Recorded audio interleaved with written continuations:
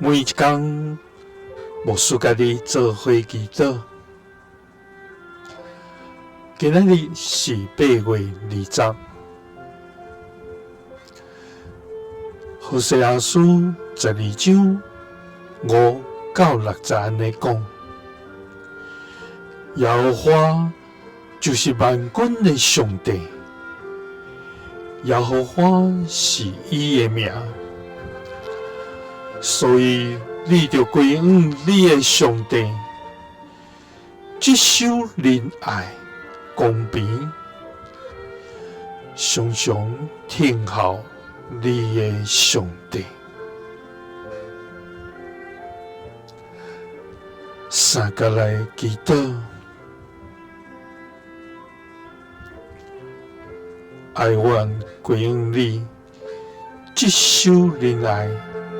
公平，佮听候你的天父，愿感谢你，主啊！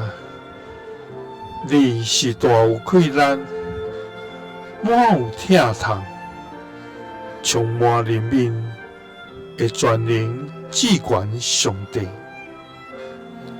主啊！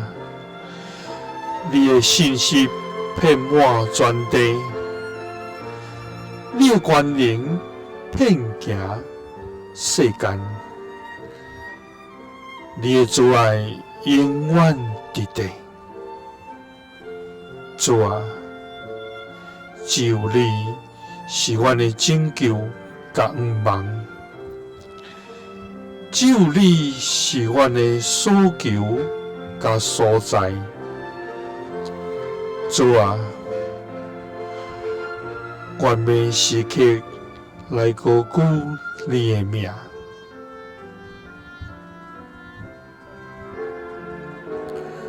主啊，求你加持阮谨守仁爱，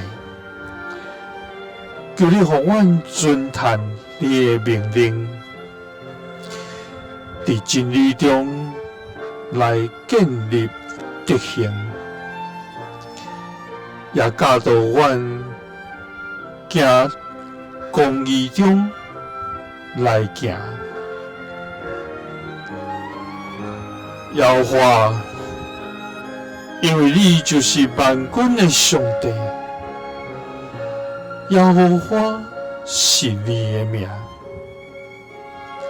所以阮就归向阮的上帝。接受仁爱、公平，佮常常来听候你的声。祈祷是奉主耶稣基督的圣名，阿门。